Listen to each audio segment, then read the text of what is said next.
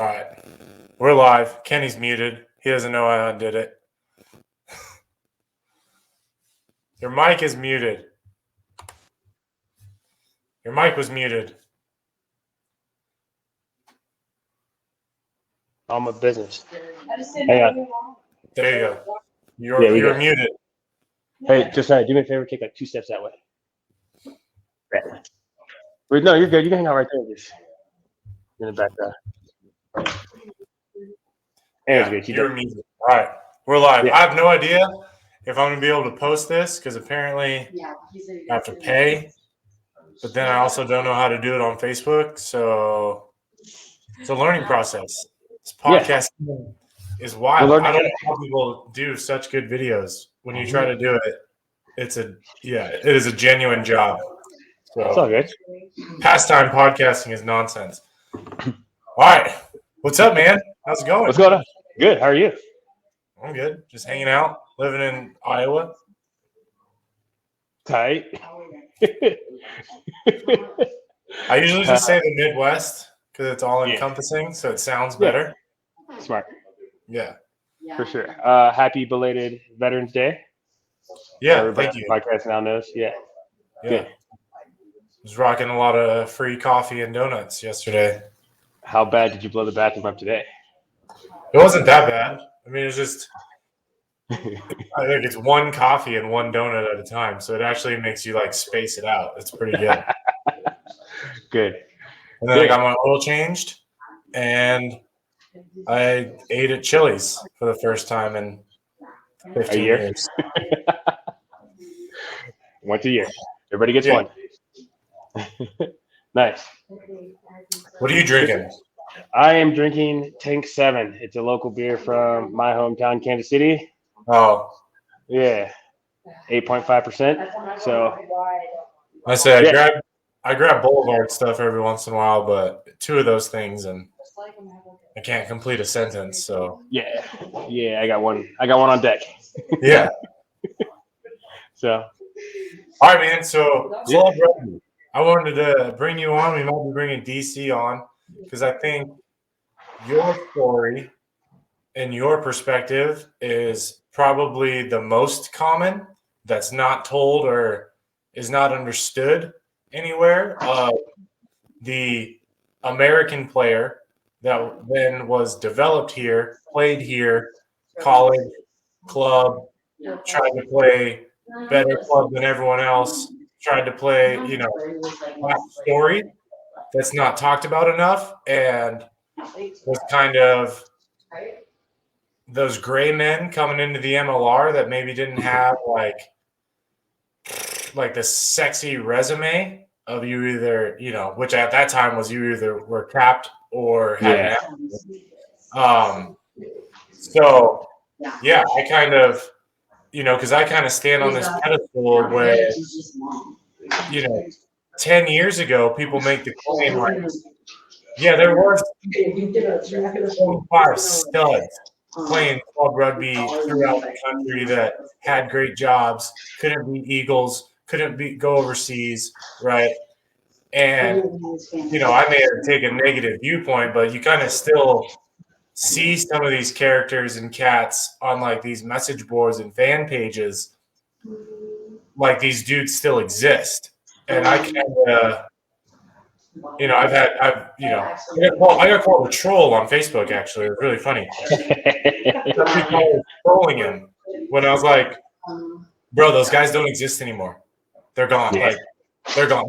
They're either my age, right? If you came through like our age, right? They're either our age where you came through at 23. If you were a baller, you could go for it, but you still needed a backup plan, right? You still needed something else.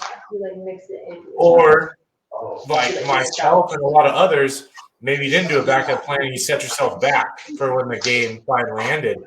But I'm like, today's generation, like, maybe there's 2, but there's not what it was.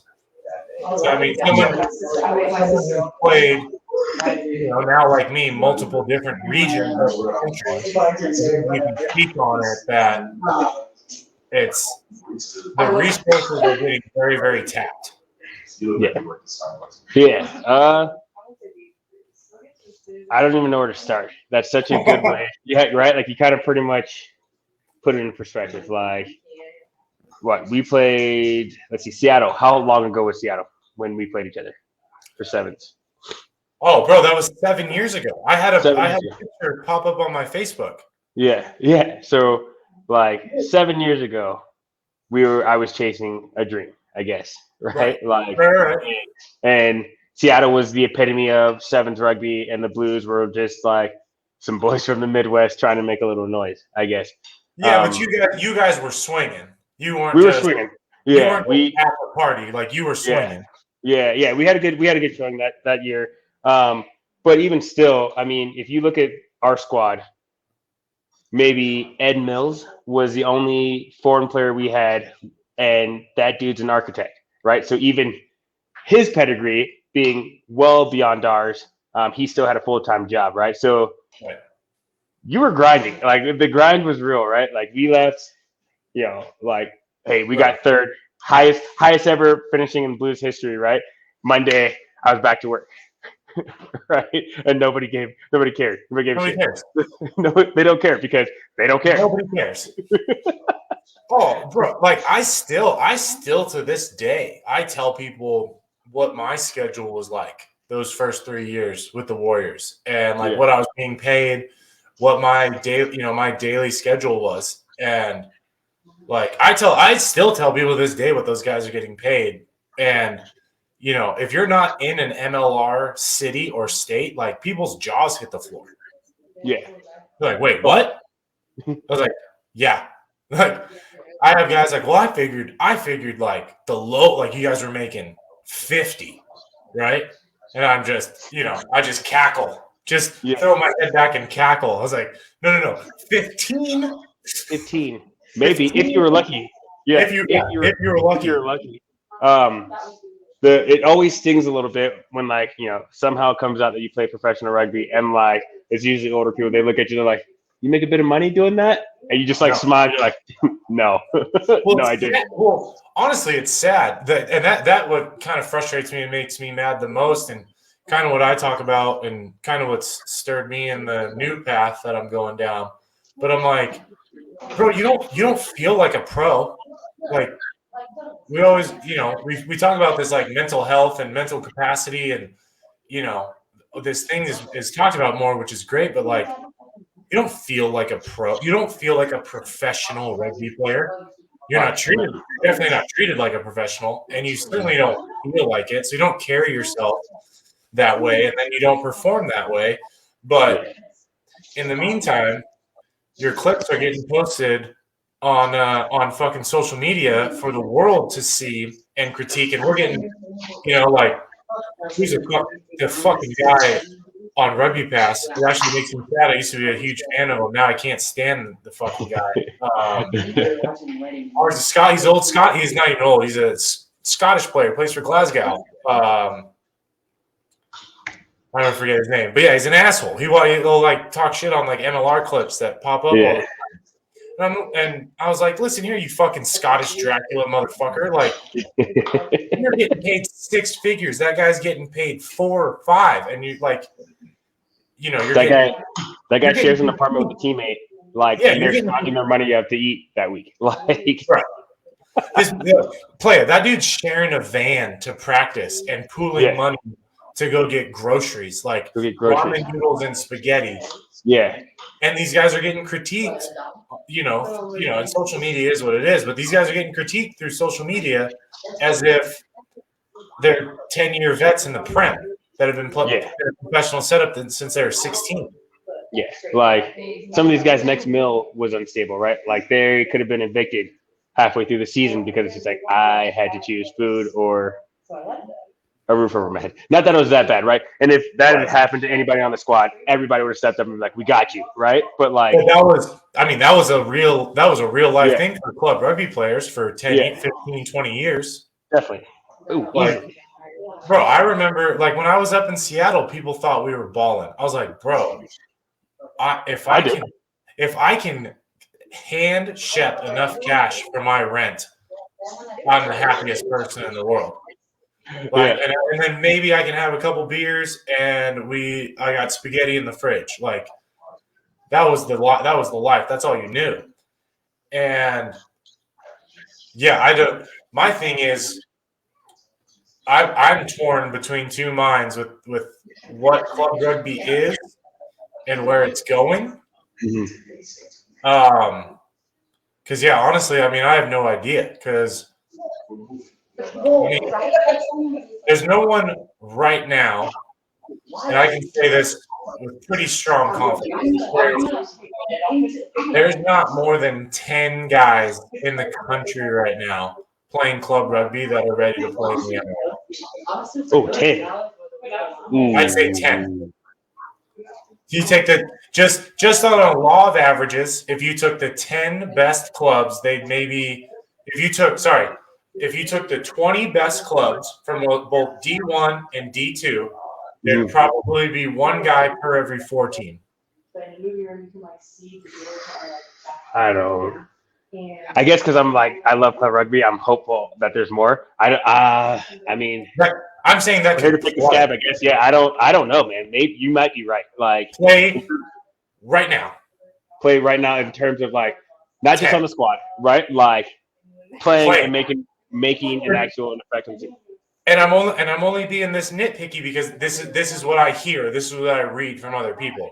That my old fucking buddy, old fucking Johnny Three Shoes over here, my cousin's best friend is the best rugby player that's ever lived. He could play on the MLR right now, but he's a Nobel Prize winning doctor. I'm like, no, he fucking can't. Yeah. Like just because he scored 4 tries at fucking Rugby Town, like he can't play in the MLR. Sorry. Yeah. We had that conversation, right? Because it's the MLR's kind of moved from just like you said, guys who were just, walking the hardened path to like showing up to MLR to like, hey, like we're getting those guys from overseas to come play here. Like we're getting bigger names, right? Big names, bigger names, guys with experience, international experience coming over here. And it's not just hey, I'm going to walk on the field and do what I do in club rugby. And vice versa, right? Like those guys aren't coming over here necessarily like just falling out, right? But it's just the bare minimums. Yeah. The bare minimums are just so far away from what you have to walk into an MLR team with to what you can be a good club rugby player. Yeah. And just some of the bare minimums you don't even need to have. Like, there's dudes you could see balling out on a club field. Yeah. They still probably don't scratch the surface of the knowledge that you need to have. Exactly. Right. It goes beyond. Like, you get some of these back 5 players, that these 4 through 8 players, but that look like studs. And then it's like, okay, you got to asterisk a little bit, like who you playing against. But then it's like, can you understand the lineup? What is your actual scrum technique like? How far away are you actually? Or are you just the biggest dude? Yeah, so true. Then, see, my other thing with that is like, it's not the club's responsibility. I don't foresee the clubs bearing the weight of the development, though. I don't think that's plausible. Yeah, I mean that's part of my story, right? I had a coach I played for years tell me, hey, like I want to see you develop a little bit more before I give you a recommendation to go to the next level. Luckily, his best friend, who's also a really good friend of mine, kind of slapped him and was like, hey, it's not your job to develop him. Like, it's your job to get him to the next level, right? Yeah. So, I mean, in terms of me personally, I showed up from a back to flanker, right? And you carried a lot of my weight in terms of me just being super green, right? With line outs, scrum tag, scrum posture, and then just strength and development in terms of like, hey, dude, like, yeah, you can like turn your shoulders and run through a gap in the backs, but you're gonna get crushed, right? You're gonna get crushed doing that in the fourth. So the gap is like, and I fancied myself at the time a decent rugby player when I showed up. I was like, oh, okay, and it was the biggest shock to be like, hey, take a step back because you're not the best, right? You're not the best on this team. let alone you weren't the best in your team. So why, not that I showed up with that attitude, but it was just like, hey, like now you're playing a different position and you're really, really, really behind showing up. So anybody who's, I throw it out here right now. Anybody who thinks they could do it, you got to bring it, man. You got to be mentally there. You got to be tough. Like let's talk letdowns, right? Let's talk. Hey, you're doing all the right things. You make a couple mistakes. Your ass still ain't playing. Yeah, you make a couple mistakes. Hey, there's a bigger, better guy who we can fly in every game. Sorry, not sorry. We're here to win. Yeah. Right? Like. Yeah.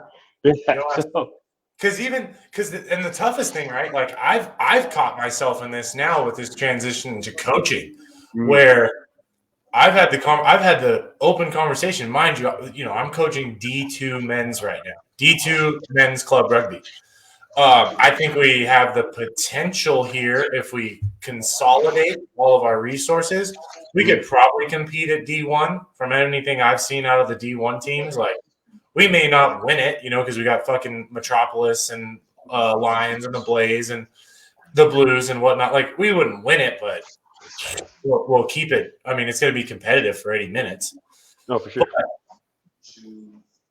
even still, like I've had conversations at that level where I'm like, oh yeah, this dude's like he's showing some of this. He's probably a better athlete, but I was like, I don't trust him. I don't trust him in the lineout. I don't trust him defensively to be properly aligned every time. I don't trust him to read what's in front of him. But like, yeah, he's bigger, faster, stronger. But like, okay, yeah, cool. And I think that's the difference. You can big, fast, and strong your ass out of position all goddamn game long. I don't want to watch it. Yeah, I think that's a little bit of the disconnect too, right? Because it isn't just a missed line out, right? It's not a miscue. Like those are real consequences for a game, right? For an organization, and that might be your only shot, right? And a lot of people can't handle that. Like you work your butt off for 3 months, right? Sitting on the bench, maybe not even getting called up. Then you get in the game, you make one mistake, and they're like, "We can't trust you." So can't trust you. Can't trust you to do your assignment. Like we can't put you on the field. Like, well, especially if they don't have to. Exactly. Oh yeah. We don't have to trust you. Yeah. There's either 3 other guys or a starter.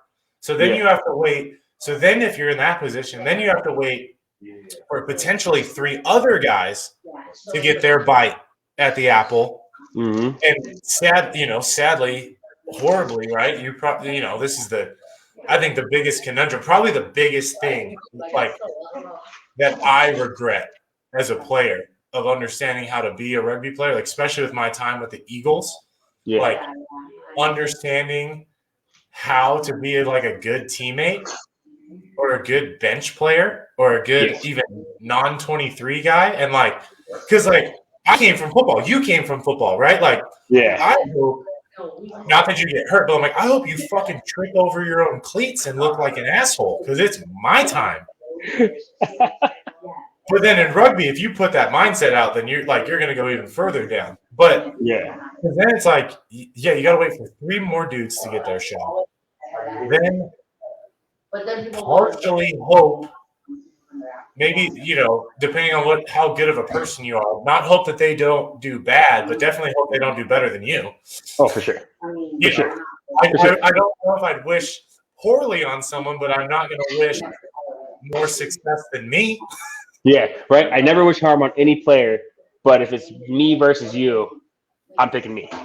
Right. 100, right? Like, no, I get that. Dude, those are real everyday struggles, right? And then to go through all that mentally with a smile, right? Because let's be honest, your boy, I rarely showed up to practice with a frown.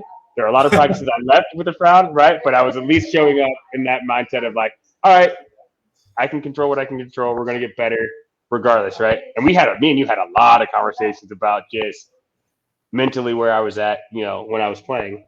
And luckily, people noticed, right? I think if nobody noticed, that would have been a lot harder to like handle of like, all right, so nobody really gives a shit if I'm in a good mood or not. So I guess I could just have a walkabout, right? But, so.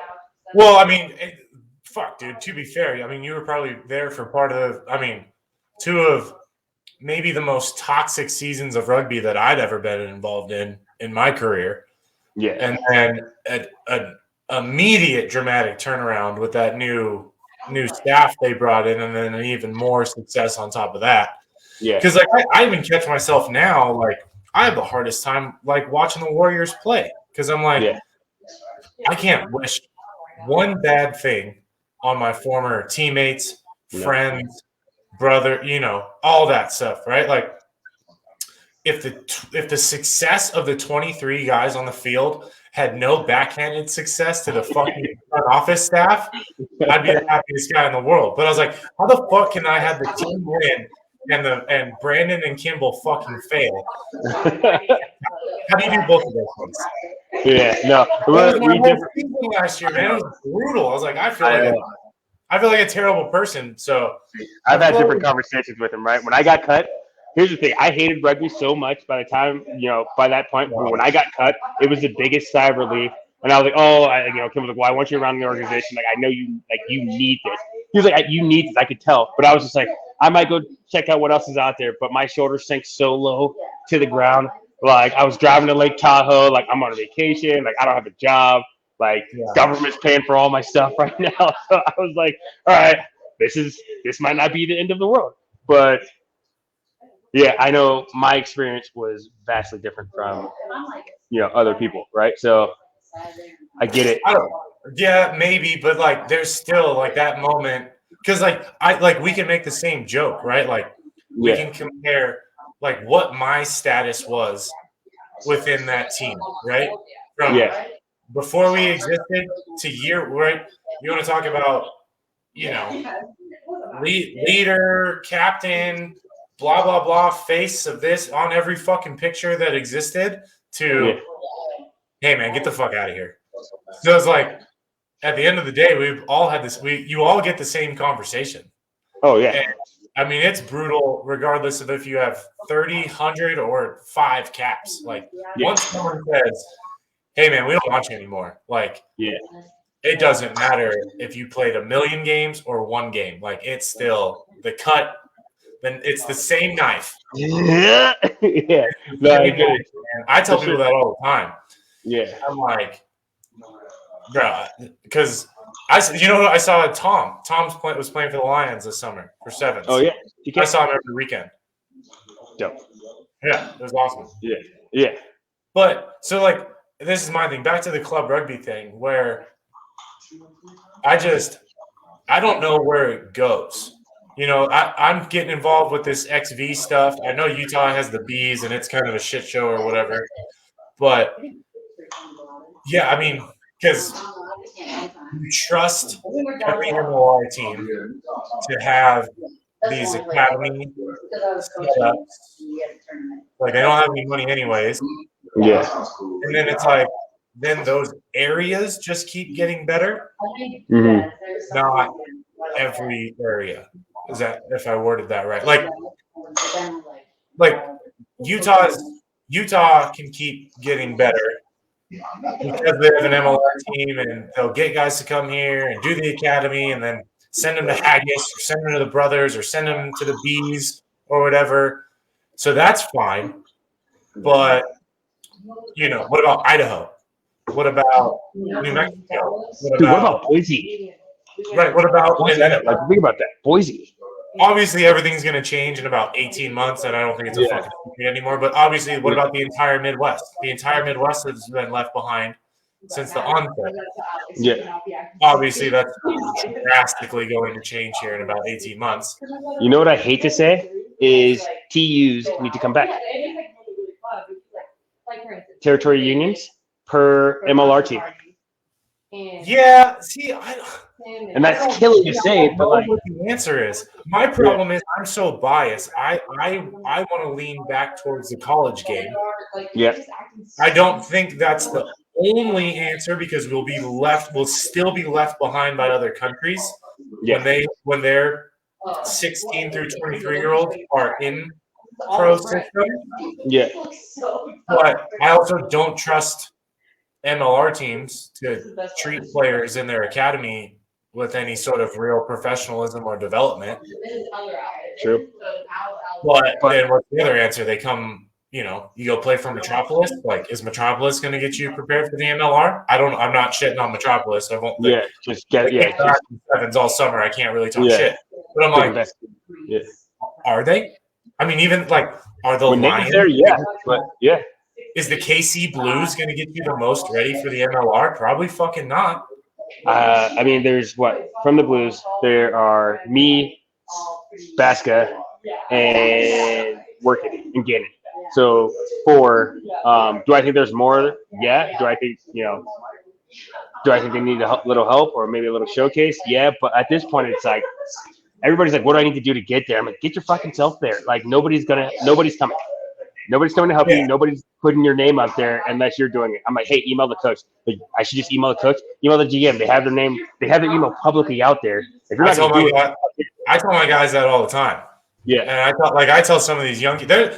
So I've been caught in a little bit of a catch-22. Like I've had a couple kids where I'm like, especially I'll probably have 3 or 4 this next year coming out of the universities where I'm like, hey man, let me get a year with you, and at least kind of teach you the basics, because just the level they're getting at, especially the Iowa universities, right? Like Iowa Central is kind of its own little weird entity as a JC or whatever.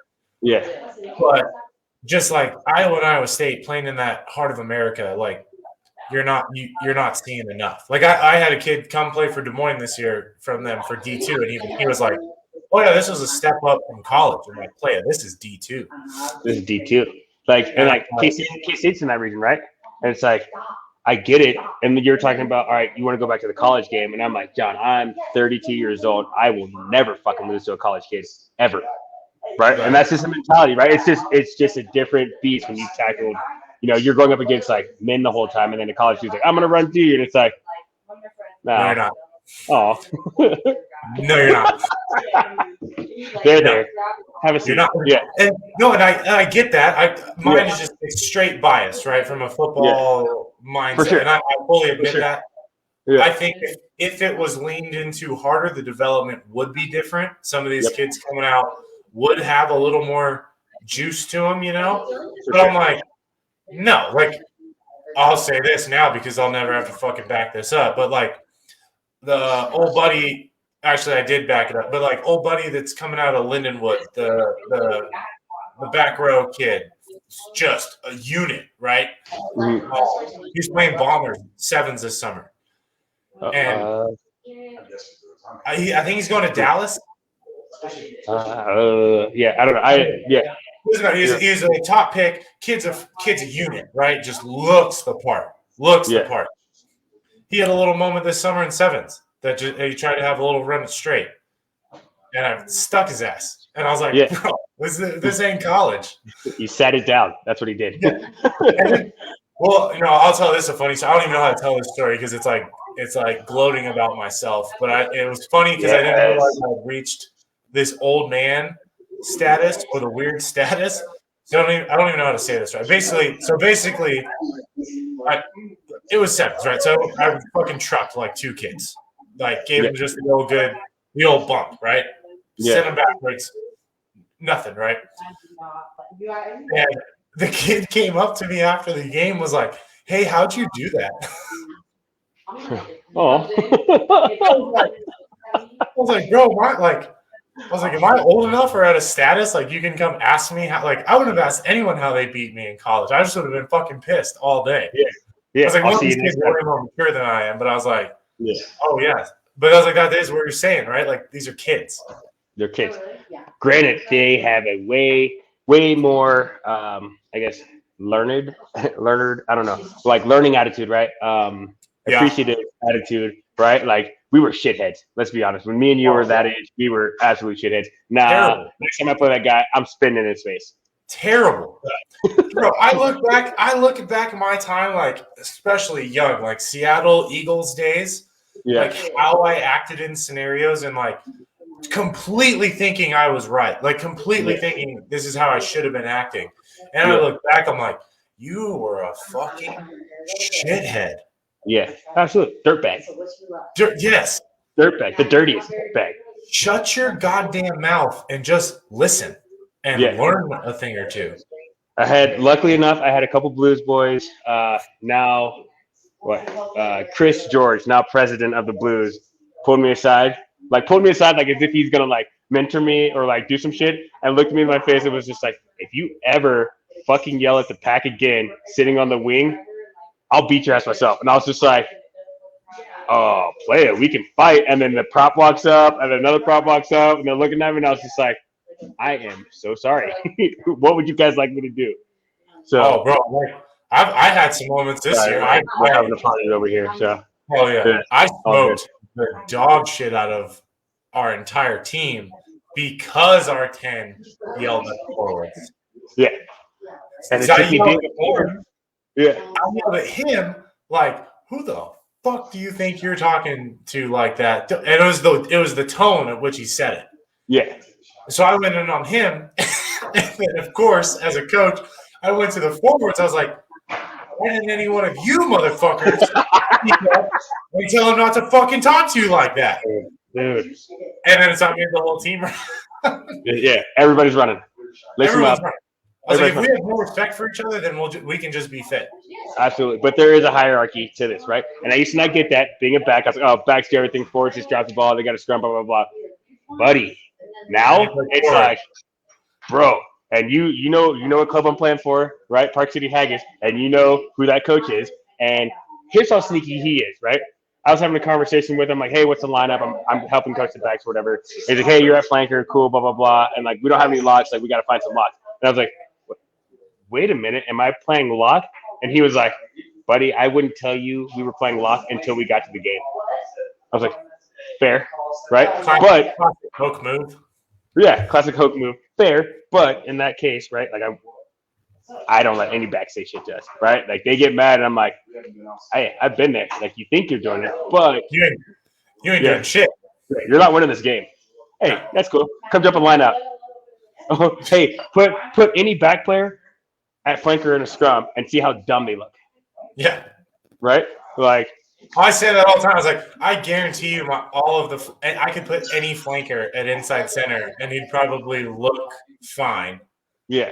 But you put a 12 at flanker, he's going to look lost in the fucking sauce.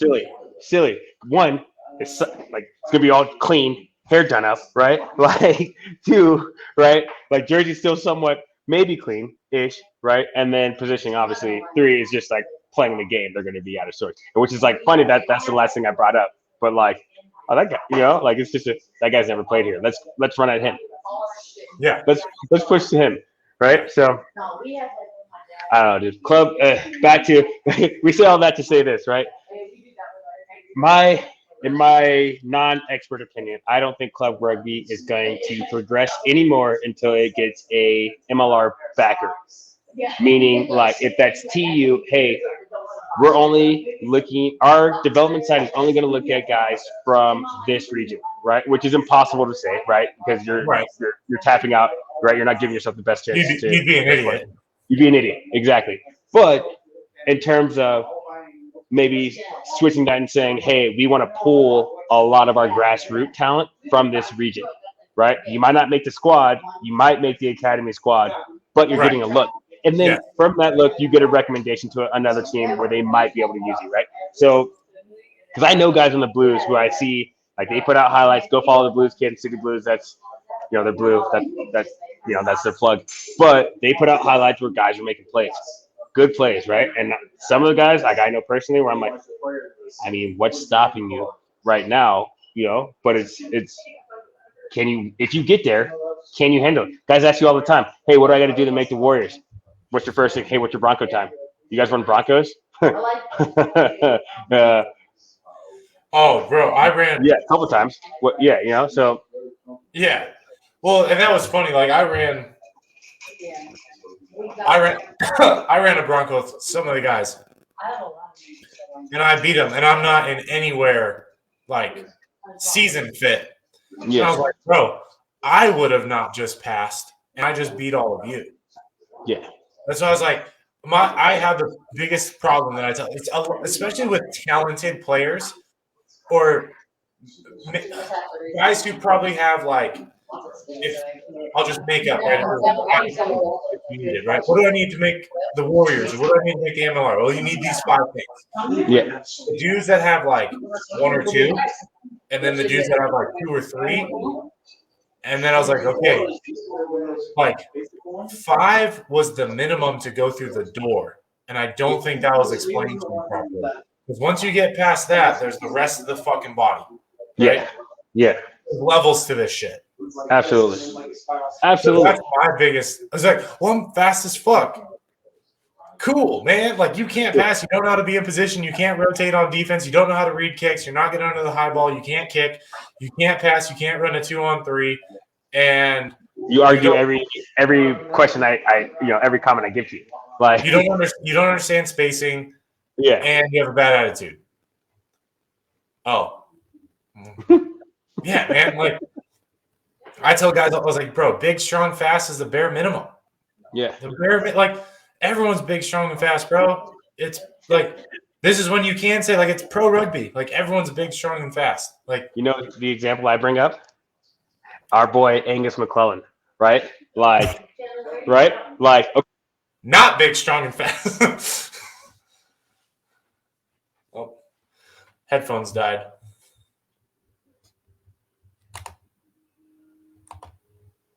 You're muted.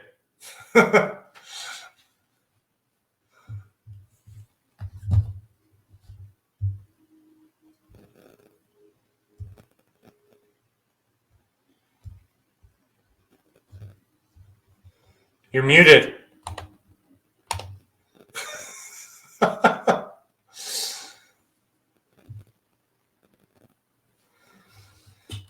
Well, ladies and gentlemen, that's why this show is called The Worst, because we will randomly lose audio at any given time and have no idea what we're doing. So welcome to the worst podcast ever.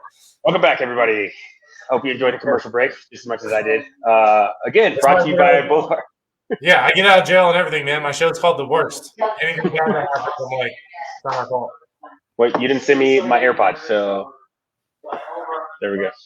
Yeah, I don't have. I gotta check into the savings. You're working it out. I get it. Well, so I was gonna agree with you, because one thing that I like and I push and promote as much as I can is this random obsession that USA Rugby has to help everyone, or is going to help everyone. And I'm like, they're just not. They're not going to. USA Rugby is not going to help. Like, they don't have the money. They don't have the time. They don't have the manpower. USA Rugby is not going to help South Dakota, Fargo, North Dakota's youth rugby to get off the ground. They're fucking not. The people of Fargo that want it to happen just need to make shit happen. Like, I understand USA Rugby is an unfortunate hurdle that you have to get over, right? But you can't rely on that. And the MLR teams, I think, have much more interest and a much more return on investment if they start getting involved in that level of rugby. I don't think they have the cash to do it. Not yet. But I trust them to do it more than I trust USA Rugby. Oh, 100%. That's 100%. I just tell people all the time, youth coaches, high school coaches, college coaches, like, they're the most important people that exist. Like, for sure. Like, I tell my guys all the time, I was like, I'm probably not going to coach Des Moines for an extended period of time. I want to coach as many of them up as possible and hope they are all coaching high school teams. Yeah. So, it's just, anything I coach with them, I told the guys, I literally said it, I was like, all of you should be coaching high school or youth in some capacity, because anything you learned from me in the last 9 months that you don't pass on is a fucking waste. 100%. I love all of you guys. I don't give two shits how much better you get at rugby if you're not passing that information along to the next generation. Because all you old farts are my age slightly, or either aged or family your way out of the MLR, like you need to pass this information on. Yeah. Especially when you watch some of these goddamn high school kids that are not being taught fundamentals, and it's just aggravating. Yeah. Don't even understand footwork, like how to have your feet positioned, make a good pass or make a tackle, or and then they question it when you try to correct it. They question it, and you're just like, "All right, buddy. I guess if I need to line up across from you and show you why, and like we can actually do this if you want, like sweet. But I was trying not to embarrass you in front of your whole team, and then now you're mad at me, right? But like, well, I'm like, all right, stand like that, catch the ball and pass it. I was like, okay, your pass counts. Why? Oh no, I didn't grab the ball right. Doesn't have any effect on how you pass the ball. If you know how to pass. I was like, here, watch this. Switch your feet, stand correctly, open your hip. Oh, that worked. Dude, I'm trying to fix my hat here. That's pretty shit. There we go. Oh, What's up, boys? Oh, this gonna drop in like that? Yeah, I'm here. What's up? Are you at a standing desk right now? Because I love it. Always working. Always working. We're out here hustling, you know?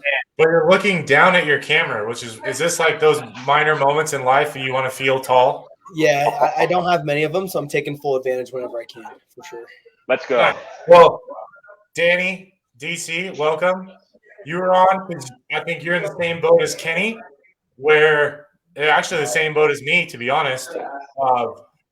American-born players who came up through U.S. high school, U.S. college, and then U.S. club were kind of given this weird we'll let you into the club, but you're not coming into the club with the MLR type of thing. Though both more than capable ability-wise. If you took their mining rating, probably guys you were either or like Danny in your case early on not accepted for, right? Probably the only part of the resume that would have changed would have been personal information, right? Substance, probably pretty similar in my opinion from everything I saw.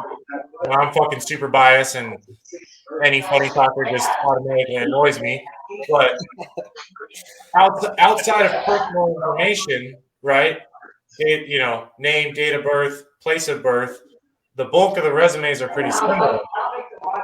What I stress with and what bothers me is how do you legitimize that playing for Haggis means anything, playing for Des Moines means anything, or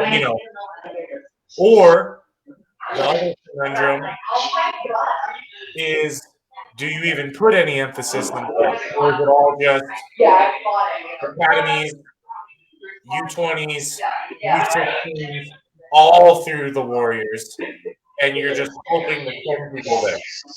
Or Des Moines, for example, right? Just personal example. Should I try to get every good player in Iowa, give them 1 to 2 years, and send them off?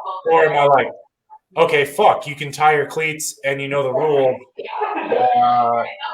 Get some grass money, get down to Houston's try it. Yeah, I mean, it's a tricky thing because are you gonna catch somebody's eye? Lenny, I'm gonna mute you. It's like chances that are pretty slim, And like, are you going to go to a combine and catch somebody's eye at a combine? Honestly, it depends on who you are. Depends on the position you play. Depends on how big you are. Like, there's a lot of different factors when you show up to these combines that are going to affect, whether or not you catch somebody's eye. But it is difficult currently in the club landscape, in my opinion, for anybody to notice you, because it's like, who's watching D2 from the MLR? Nobody. No one. I know for a fact it's no one.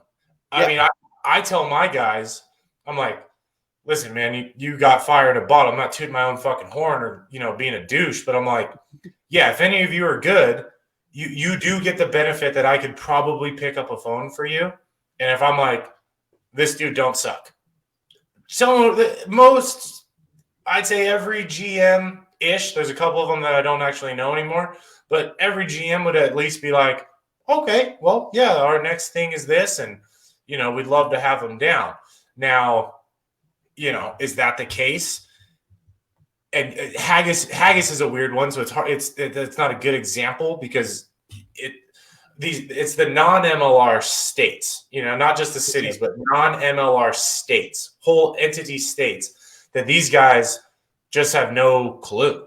Like nobody knows how to get there if you're a club player still. And I'm on the boat. I was like, there ain't many club players left, to be honest, that even an MLR team would care to give effort and time to. So it's like you have to be, damn near a phenom for them to be like, oh yeah, we'll try it out. And then it's like, okay, you're a stud, and do you fit into the category that you can pick up, drop everything for $14,000?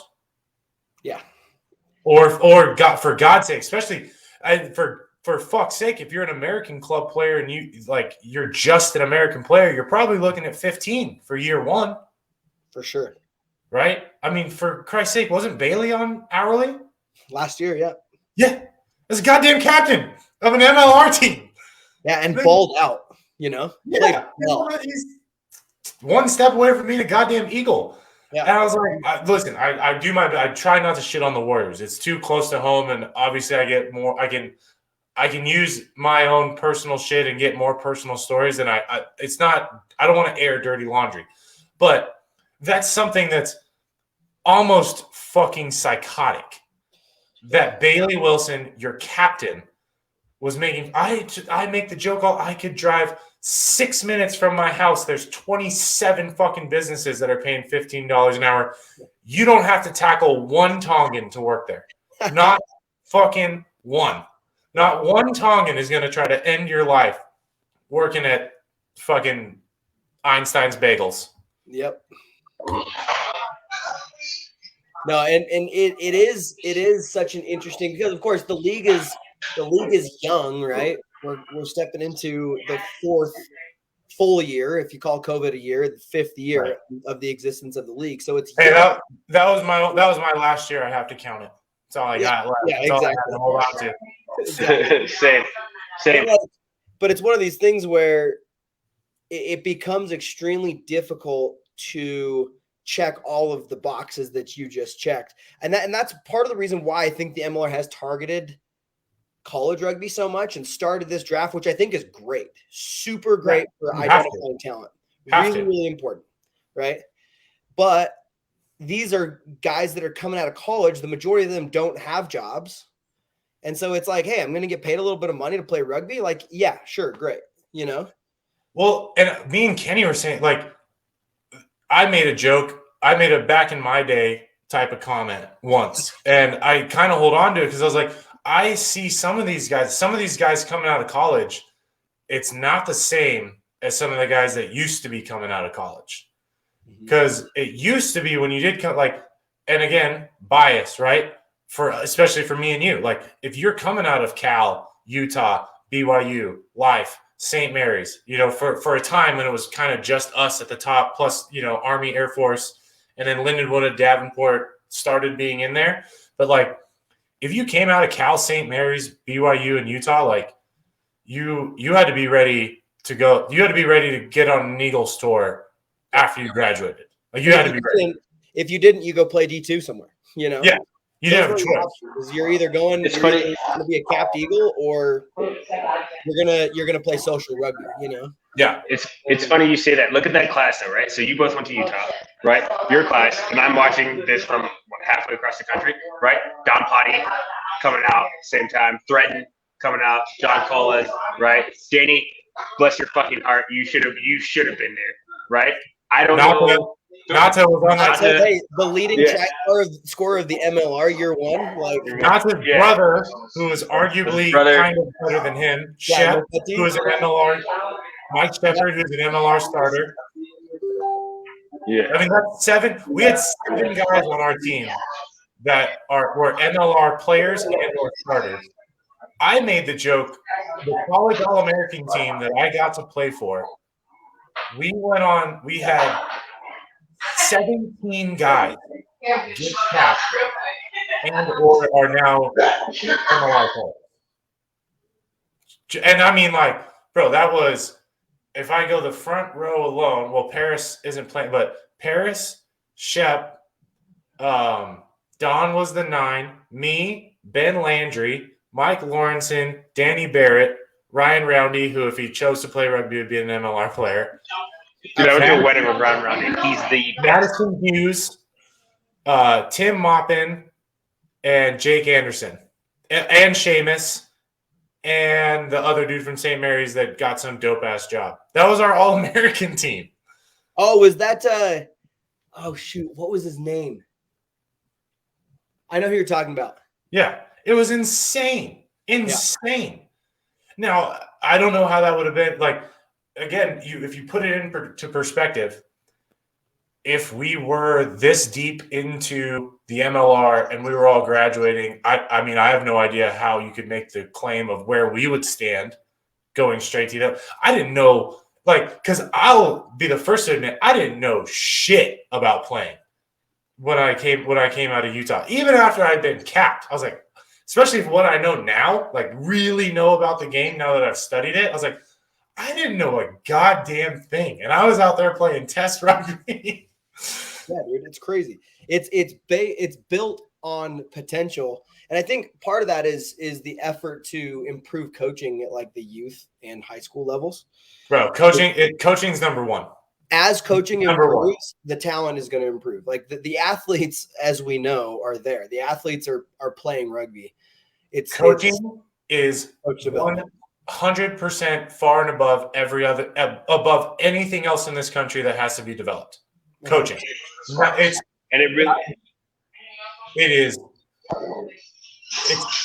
for whatever reason somehow not talked about, I feel like, or not addressed. Maybe I'm wrong. I feel like it's not addressed dramatically enough with how dramatically it needs to improve. It's kind of like when you get back to the game. Oh, I'm sure that always goes around, right? And you're like, all right, how can I get back to the game? But like, it needs to be, hey, bro, like, go coach. Or like, if you really like being hated, like if you really enjoy just being hated, learn how to rep. Yeah. Right? Like, learn how to rep, because let's be honest, like, nothing against refs out there. You guys are a necessary evil, but if you're a shit ref, chances are you were a very shit player, and that's just everybody's thinking it. I'm just gonna be the first to say it. I'm sorry. Reffing is important. I make my stand that there's nothing more important than good coaching, because what that would do for development of players, it makes it easier to not be a great ref if players are well coached, well drilled, playing a clean, playing a fundamental game. Dude, it's so hard, right? Like, I've run into a mixed bag. You run into the guy who, like, a fucking newsletter goes out and some random city or school needs a coach. And he's like, oh, I'll do it. And you're like, all right, man, like, fucking give that guy a hug, buy him a beer, let him fucking learn whatever he needs to learn from playrugbyusa.com or some fucking bullshit, and just like teach the kids what you got to teach them, right? Like, those dudes are not my issue. Like, they're doing the right thing. It's old fucking Dusty Nuts McGee that's been, I've been doing it for 30 fucking years, and this is how we've always done it. I was like, well, that sentence alone means you're probably fucking wrong, especially if you're not winning. Like, well, dude, when it comes to coaching, look at this. Look at my story. It's like, I grew up, I played for Highland, right? We had, as far as high school coaching goes, far and away the best in the country. Outstanding coaches, really great program, right? I played scrum half in high school, and I didn't have anybody to coach me how to play scrum half. Like, I had the basics, right? But I had no technique coaching. I go to the University of Utah, and I stopped playing scrum half and I started playing fly half because I was the only one that could do it. And I did it a very subpar job, but I started playing fly half, and it wasn't until I got to to, this 2 years ago and started practicing with the Warriors that I started getting actual coaching on how to play scrum half. And it's from Sean Davies, right? Like one of the best scrum halves over the last 10 or 15 years to play for the Eagles. Sean Davies. Like, and like, shout out Shawnee. shout out to Shawnee. No, but like, in all reality, like scrum half is a technical position. And like, there's a lot of technique that goes into that I am 30 years old just now learning how to do. It's not just picking the guy who passes good. Exactly. Yeah. And that's the steps that need to be taken. Like, and you say that for everything, right? Like playing locks, not just being tall. Exactly. Playing 8-man is not just running hard. Playing 12 is not just running hard. Playing wing is not just being fast.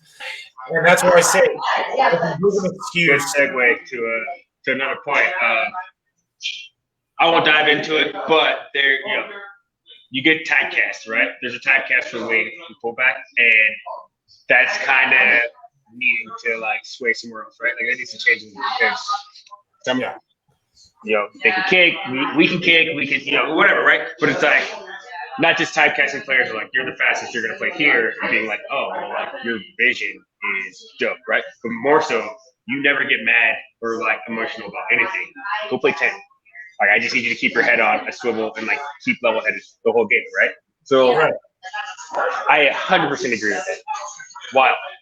Well, I have a kid coming out of Iowa State this year that just came to us, and he's just got some fucking juice, man. Like you put the ball in the kid's hand, he's got juice. But he's also for his entire life been the best player on shitty fucking teams, and he plays like that.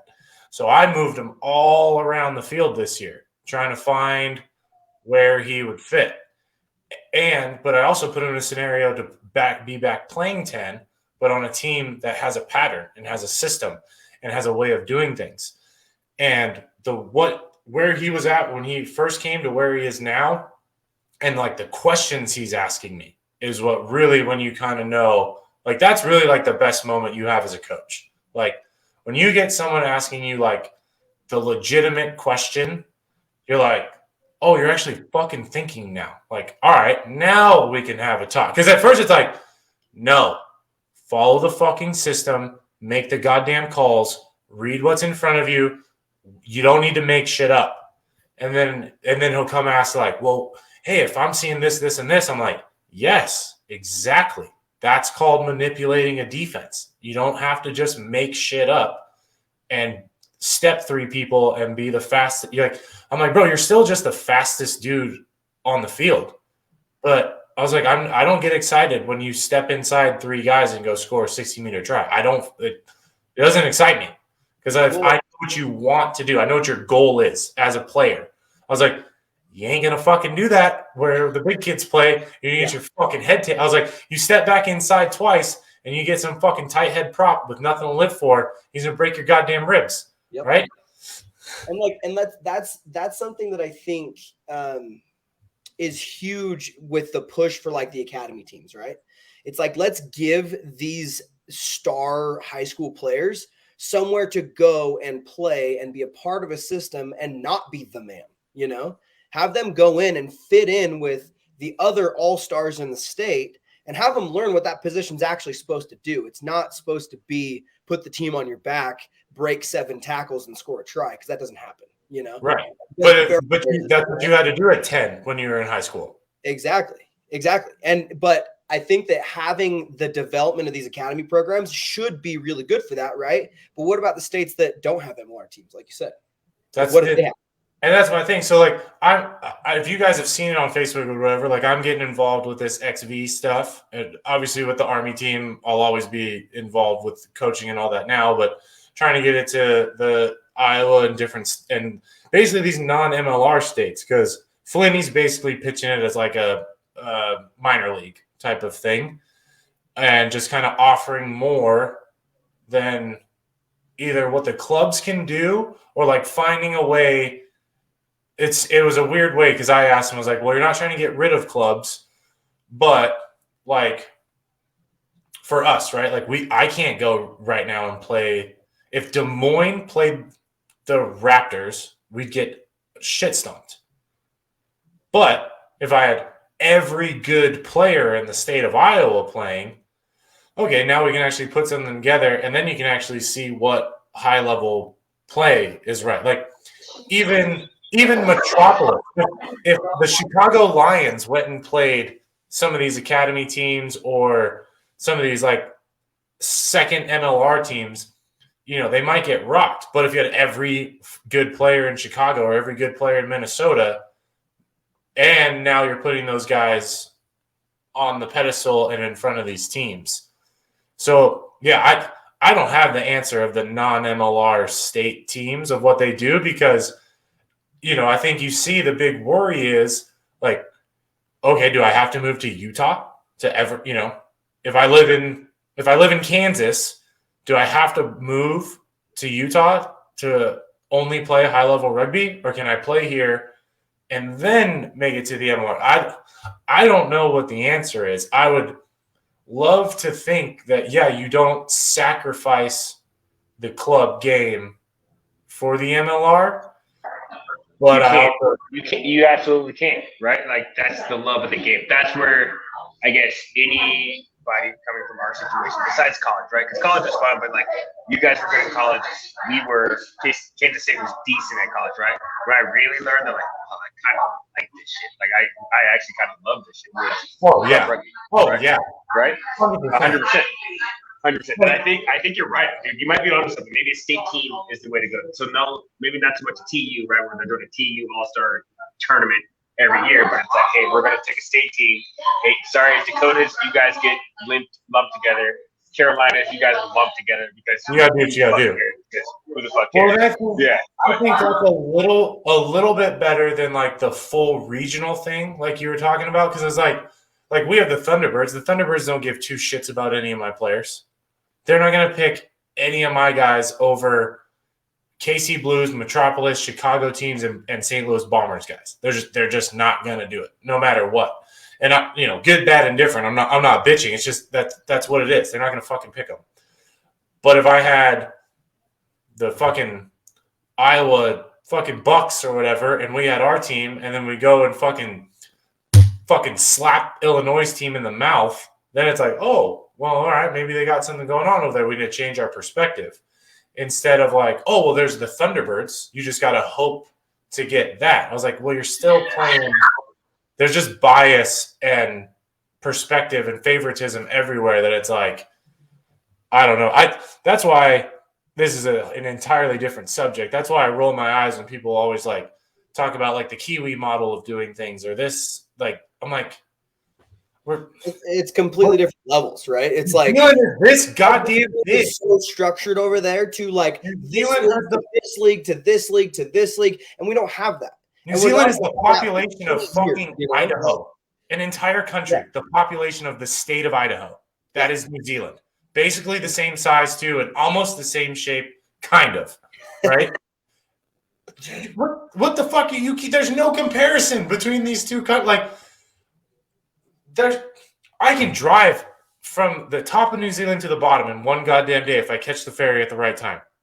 Can't fucking do that in the United States at all. You can barely make it from Washington down to California, and even then you better be flying. I was like, there's no way to do this like perfectly set. I was like, I told people, you fucking have to hope that. I was like, you just have to hope that coaches are better. Like high school coaches have to be better. I know that's such a weird thing to say, and it seems kind of small, but I was like, high school coaches have to be better. Where the fuck do you think all of our college football and NFL and NBA players come from? Well, I think a lot of that influence needs to come from those that are playing higher level rugby, right?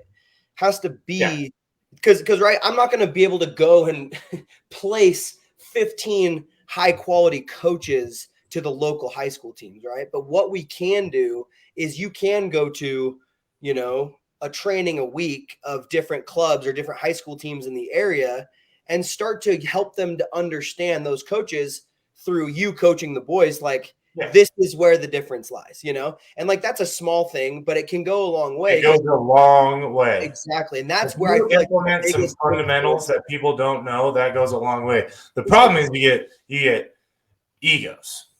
Oh yeah. Yeah. What are those? You start I don't know. playing, I don't What are know those? what other people Bro. do. What are those? you start playing with these egos as some of these like high school coaches that have their little their little nest egg baby. Woof.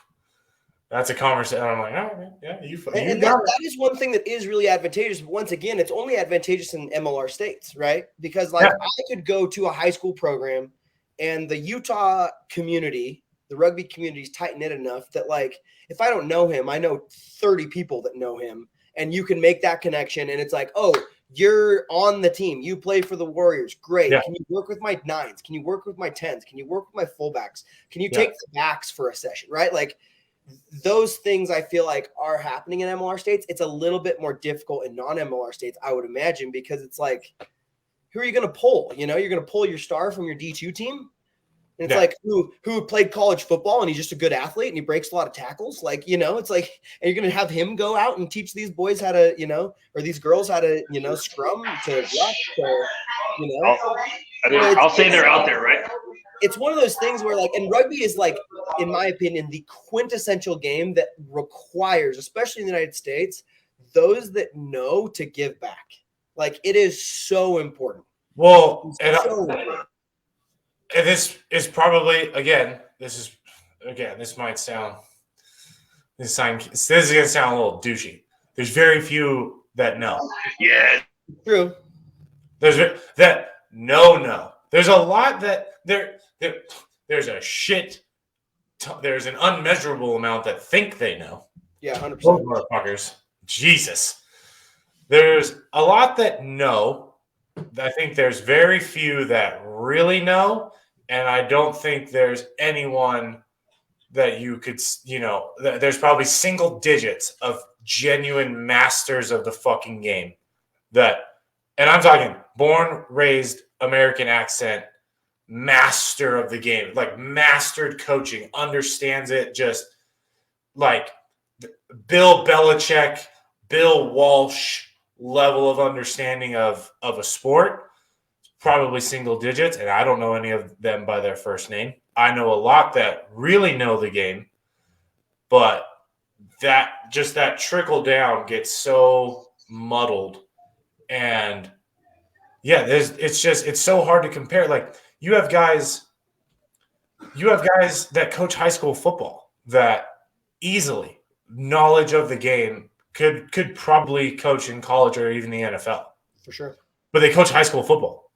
And that's every sport. Basketball is a little weird, right? But you talk about like club basketball or club soccer, like some of these dudes, I was like, they're probably collecting a check, but I was like, they have the knowledge. Like it's just, we're so far behind. Like if you actually know, you're gonna be coaching the MLR or you're going to be coaching one of 15 varsity college programs where you're actually receiving a paycheck and can offer kids scholarships and can actually recruit.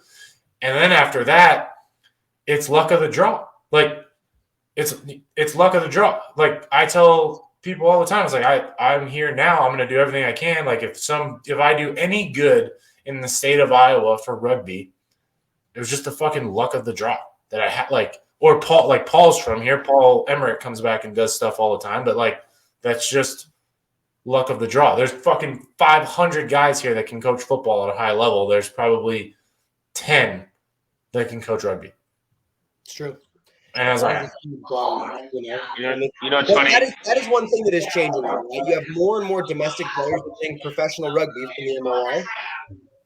In the next 10 years, that number is going to, 10x, which is great. It's important. Yeah. And I think the return, not coming from overseas and then going back overseas, right? Yeah. And I think having as many local, I guess, American-born players as we can in the league currently, even if they're third stringers, even if they're, practice squad guys, because they're getting information. Yeah, exactly. They're getting all the details. And a lot of times it is the third stringer that ends up being the best coach, but I think the more involvement we have in academies, in selects programs, in, actual guys like me, I rode the bench for 2 or 3 years, but I was just soaking so much stuff up because I was being coached at a level, especially specific to my position, that I'd never been coached before. And Right. so it is something that I think will permeate, and having the professional league is going to help us so much, but it's just going to take some time, you know, and it's effort from the players giving back, you know. I agree completely. I mean, I've gotten called to like Jacksonville to coach, just through like a buddy of a buddy, like you said. It's not MLR State, it's Jacksonville of all places, which, to be honest, doesn't get enough credit. That place is sick, right? But like, I'm talking to guys who are like, I'm not just talking to like high school guys, which I was there to go for it. I'm talking to like club guys, and I'm talking to their coaches. They're like, how do you do this? How do you do this? It's like, there's a willingness to learn. Like that want or hunger, I guess, to learn the game is out there. It's just get your assets there, right? I've never been like more refreshed with the fun with like the people I meet out here that just want to learn and get better and just fucking want to dive into it. Which I'm like, all right, this is all like that makes it, you know, much more enjoyable. But yeah, I don't know. I don't have the answers. I don't think there is one answer. I think we live in this gray area where the high school game has to improve first. That can be the maybe one answer. The high school game has to improve first, then the college game. The club game, I think, will fall into this. Either clubs are going to lean towards kind of this model of either receiving players or doing a minor development and then a quick get the fuck out and kind of exist in that bubble, or they're going to fall back to like if they just want to be like D3, D4 social, show up on Wednesday, fucking practice, drink your beers, have some fun for the rest of your life. Like, love it, man. That's one of the beauties of the sport, right? That's why we love the sport. You can play forever. I think you're going to be in a lot of trouble because you're not really going to have a place that exists, especially for young players coming in. And then, you know, what each team in the MLR kind of decides to do with their pathway academy pipeline will answer a lot of questions. I think, too, it'll be interesting to see if pathway programs, selects programs, academy programs start to develop like an actual league. I think that's going to be really big. Once what's it? Whatever the weird, like all the Prem teams, like you don't ever see it on TV, but they play every Wednesday.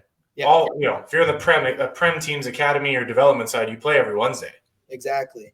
And that's something that MLR teams need that's going to make the level of rugby that MLR is playing. Like you have your third, fourth stringers, exactly, it's a money thing, but like you have your third, fourth stringers playing in a game every week. They're getting game time. They're not just being practice dummy for the starters, you know? Yeah. Until they can fucking pay you guys 50 G's minimum salary, they're not going to be able to fucking cover academy costs. It's true. Do you think that's going to trickle down to the high school level? Do you think they could trickle down to the high school level? Do you think it should? Like a Warriors UAP? Yeah, like should it or could it? I think it should as an end goal. I would be strongly against just going off like the American model of sport. I'd be strongly against that there's a full-time Warriors U18 that's playing against Bingham and Harriman and Snow Canyon and West and East. I'd be very much against that, especially if they're getting a check. But it needs to be U18 versus U18 of different MLR clubs. That's what I'm trying to think. Yeah, as an extra to whatever the high school, like, okay, high school season's over. Okay, state champs. All right, fucking Danny and Kenny, you got to do, all right, fucking emails go out. Hey, boys, a little 10-day camp to be a Warrior U18, and then you go play 3 or 4 other MLR teams. Yeah, that's phenomenal. I'm all for that, for sure. For sure. I wouldn't want them to have their own league, though. I feel like that could maybe be a detriment. Like, not an entire season. I could see that. Let high school be high school, man. Once they're 18, 19 years old, do whatever the fuck you want. But, like, let high school kids be high school kids. Like, let them wear Letterman jackets and do their thing. Like, who cares? Like, all right, yeah, that the English kids and Irish kids are maybe getting 2 years on you because they graduate at 16, but like by the time if we're splitting those hairs, I'm like, eat shit because we're probably going to beat your ass regardless of you got 2 years on us in high school because we beat your ass in every other sport. So, well, and that's kind of what the Warriors Academy is doing right now. They're practicing 3 times a week, I think, and they basically picked a handful of the all-stars from the high school program around, and they've played in 2 or 3 games. yeah. And it's cool because I mean Utah's a lot of these guys are going to go out on LDS missions, which they disappear for 2 years, but like it is something that I think that they're doing it right. I have no idea where the funding's coming from. I have no idea what costs are associated with it, but that's essentially what they're doing. I don't know the details of how players are selected outside of we've got a couple of pathway coaches like Ashley and like Derek, who have a lot of experience. And Derek is like he coached Harriman for a long time to a lot of their state championships here, and Ashley represented the United States women's team, and like you do have some good coaching there, which is making a difference. Like you can see, I go and do skills trainings with Sean Davies when they're training, and like you can start to see these kids start to pick things up.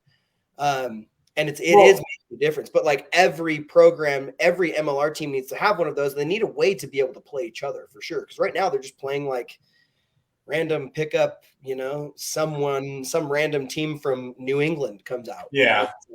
Utah's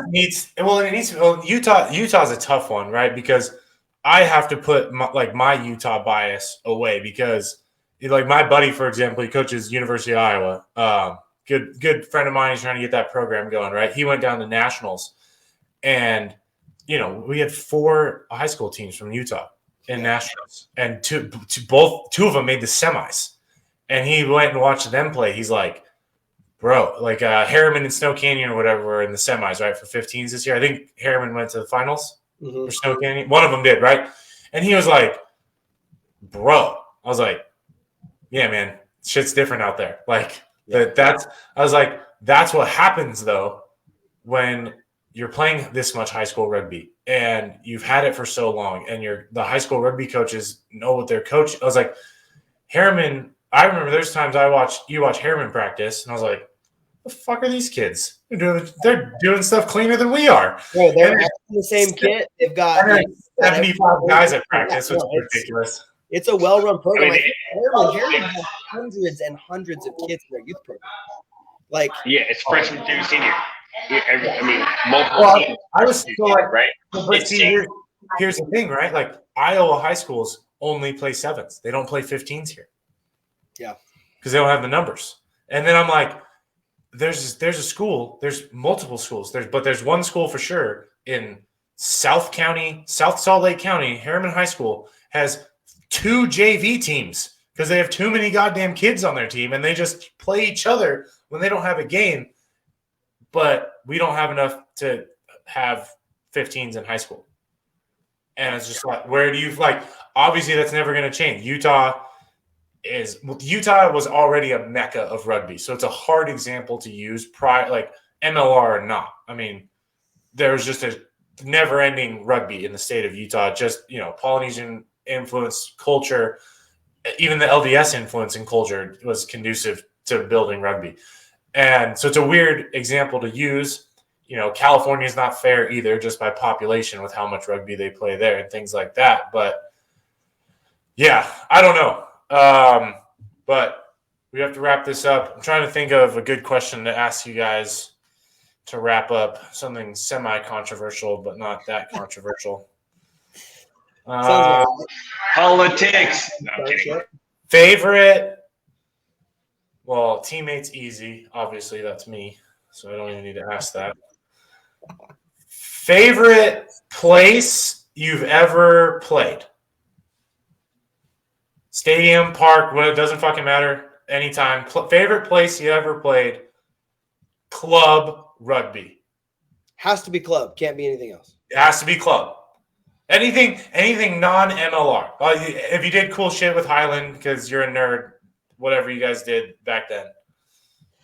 I would say it's a toss-up between the Tongan National Stadium in Tonga We played Tonga High. That was really, really cool. It was like a torrential downpour, like 8 ankle deep mud. Like it was, turns out like half the team's older brothers were playing. Like word on the street is average age. We were all, of course, in high school, 18 years old.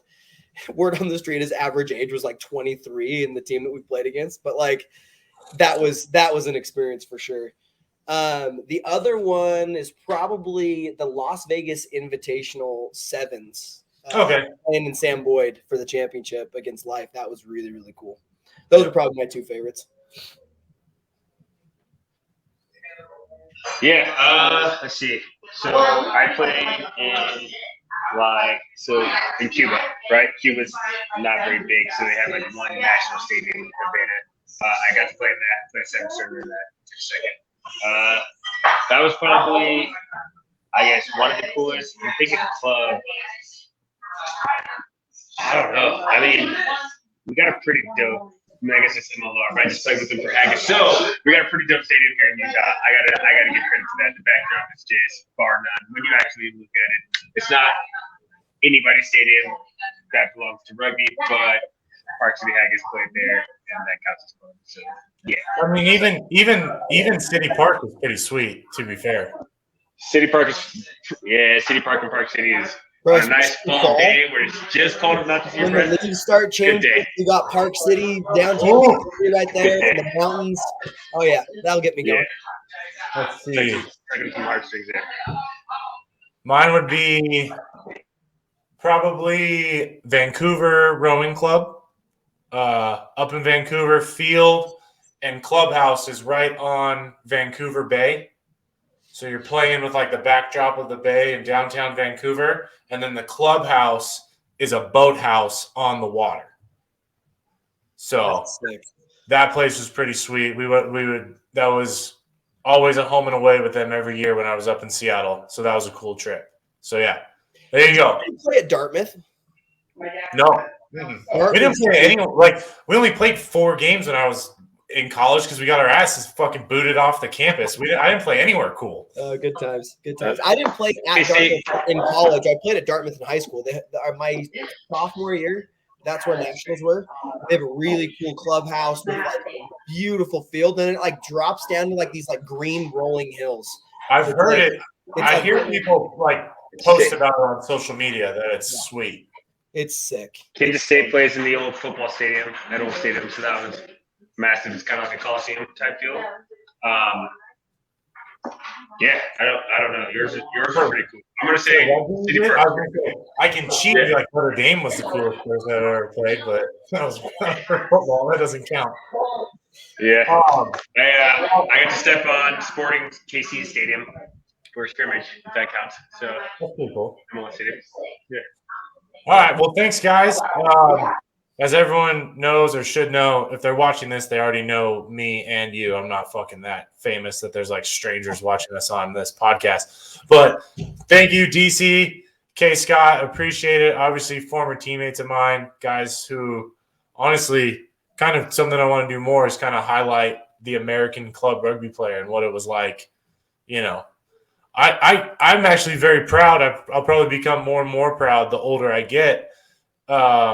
And, you know, my story was I came 100% through the American setup, you know, good, bad, and different depending on my abilities. You know, I never went overseas. I never, you know, played, you know, I never did, you know, my token one club season in New Zealand that everyone thinks makes him a good player. And then, you know, didn't get to the opportunity to go play in the Prem or anything like that. And, you know, played high school here, college here, club here, earned my cap through playing club here and earned an opportunity to play professional here. And, you know, I kind of want to bring that to light of that happening more and the pathways that can happen more, because it's kind of the only recipe we'll ever have for success for the MLR. And in my very, very biased red, white, and blue opinion, it's probably the only fucking path we'll have for the Eagles to ever have success. When, you know, the guys that put on that jersey, you know, when it means that much more to them, I think that's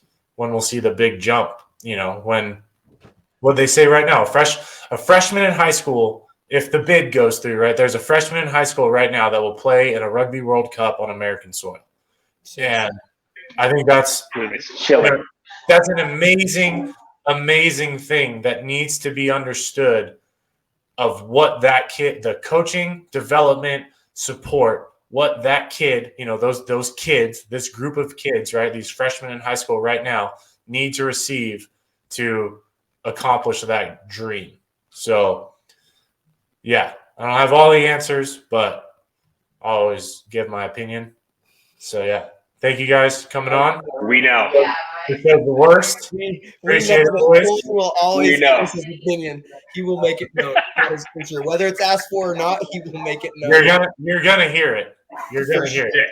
No doubt. If you say something in my presence, you're gonna hear my opinion about it. All right, hold on. I'm ending the broadcast.